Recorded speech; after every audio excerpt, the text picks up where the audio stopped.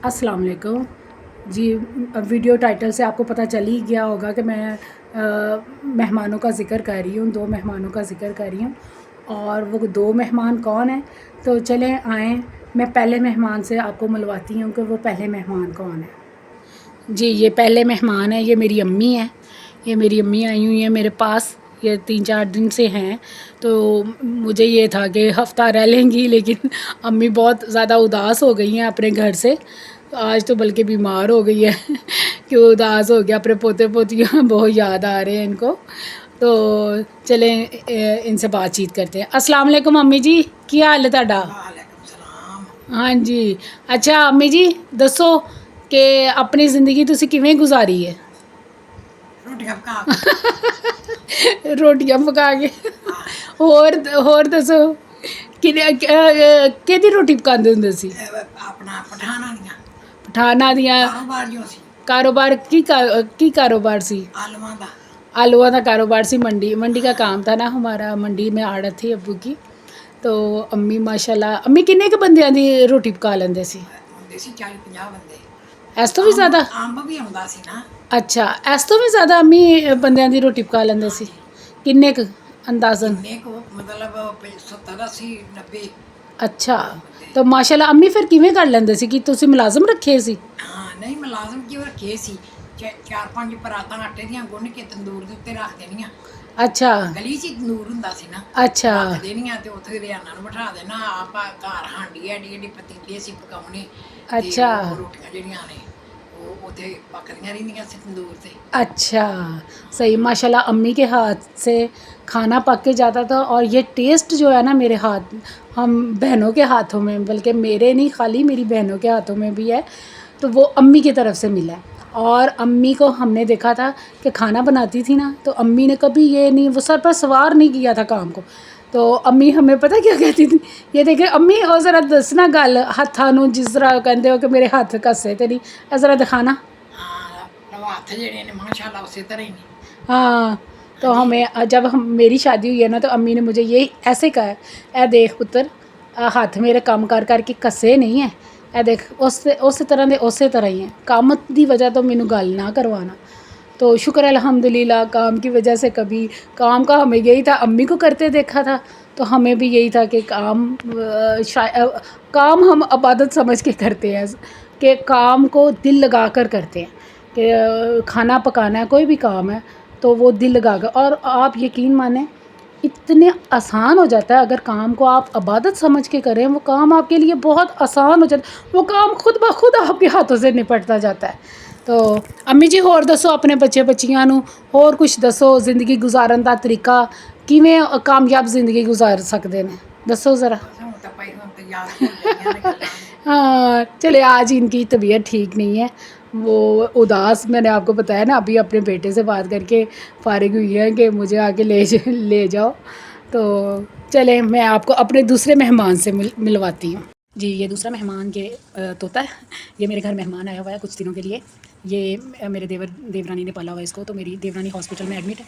तो ये बहुत परेशान हो गया था, ये बड़े वफ़ादार होते हैं जानवर, इनको बड़ा पता चल जाता है। तो ये बहुत परेशान हो गया था कि कुछ खा नहीं रहा था, तो फिर मेरे पास छोड़ के गई। ये इतनी बातें करता है, इतनी प्यारी प्यारी बातें सारा दिन। और इसकी ये क्वालिटी है कि ये क्या करता है कि जिस आवाज़ में इसको सिखाया जाता है ना, ये उसी आवाज़ में बात करता है। ये मोटरसाइकिल का हॉर्न बजाता है, और यकीन मानिए इसने 2-3 दफ़ा मुझे डरा दिया। वो जैसे होता है, वो ड्रामा लगता था ना, श्श कोई है, इस तरह ये कोई आवाज़ें निकालता है। और मैं 2-3 दफ़ा डर गई हूँ, फिर जब बाहर निकल के देखा तो ये बोल रहा है और पूरे पूरे सेंटेंस बोलता है। और इतना मेरा तो दिल आ गया इसके ऊपर। मैं कह रही हूँ कि इस तरह की लेना चाहिए, मैं भी इंशाल्लाह ताला लूँगी इस तरह का ना, लेके पालेंगे इसको। और ये बहुत बातें करता है, और सुबहान अल्लाह, मैं इसको इतनी बातें कर रहा है कि सुबहान अल्लाह, इसको मैं सिखा रही हूँ तो वो नहीं सीख रहा। दूसरी सारी दरवाज़ों के खुलने की आवाज़, बेल की आवाज़, मोबाइल की आवाज़ निकालता है, मोबाइल की ट्यून की आवाज़ निकालता है ये। और तरह तरह की बातें, और पूरे पूरे सेंटेंस बोलता है। और जो फ़ोन कॉल इसने सुनी है ना कोई, तो वो रिपीट करता है सारी बातें। इतनी माशाल्लाह बातें करता है वो। जी, मैंने अपने दोनों मेहमानों से आपको मिलवा दिया है, ठीक है। और इंशाल्लाह मैं उसकी बातें सुनाऊँगी। जब वो बातें कर रहा है तो मूड पे होता है, तो जो बातें करता है ना मैं आपको सुनाऊँगी इंशाल्लाह। अच्छा, वो कुछ क्वेश्चंस थे जो मुझे आ रहे थे, मैंने कहा मैं वो भी साथ ही कंप्लीट कर लूँ। कि निहारी के लिए आ रहे थे कि वो क्या हम चिकन में बना सकते हैं, मटन में बना सकते हैं। जी बिल्कुल, आप चिकन की भी बिल्कुल सेम रेसिपी है। सिर्फ चिकन को इतना आपको गलाने के लिए इतना टाइम नहीं लगेगा, आपने प्रेशर नहीं बंद करना, ठीक है। लेकिन आपने उसको सॉफ्ट करना है। चिकन के थोड़े से बड़े पीस लीजिएगा, वो ज़्यादा अच्छी बनेगी। और उसके लिए ये है कि बाकी सारी रेसिपी आपने सेम इसी तरह फॉलो करनी है। और जो निहारी मसाला है वो अपनी रेसिपी के हिसाब से आपने उसको सेट करना है, ठीक है। और अगर आप बीफ वो बोन साथ डालें ना, तो उसका टेस्ट बहुत ज़्यादा बढ़ जाता है निहारी का, कि वो बहुत मज़े की बनती है। लेकिन वो ज़रा हैवी हो जाती है। तो वो ईद पे बनाइएगा बोन के साथ, वो बहुत मज़ा आएगा। मटन के साथ भी बना सकते हैं, और सबसे ज़्यादा मज़े की ये बीफ में लगती है, ठीक है। और आप जो आपके बच्चे खाना चाहते हैं, जो गोश्त वो पसंद करते हैं, आप उसमें बना लें। चिकन में बना लें, मटन में बना लें, जिसमें आपके बच्चे पसंद करते हैं वो बना लें। अच्छा जी, और दूसरा सवाल था मिट्टी की हांडी। वो क्या सवाल आ रहा था कि जी मिट्टी की हांडी में आप बनाती हैं, आप तो खाना शायद इसलिए अच्छा बनता है। खाना मिट्टी की हांडी में बने या दूसरी हांडी में, तो खाना आप दिल लगा कर बनाएंगे तो अच्छा ही बनेगा इंशाल्लाह ताला। अच्छा मिट्टी की हांडी की मैं आपको टिप बता देती हूँ। अगर आपने मिट्टी की हांडी में बनाना चाहते हैं तो बहुत अच्छी बात है।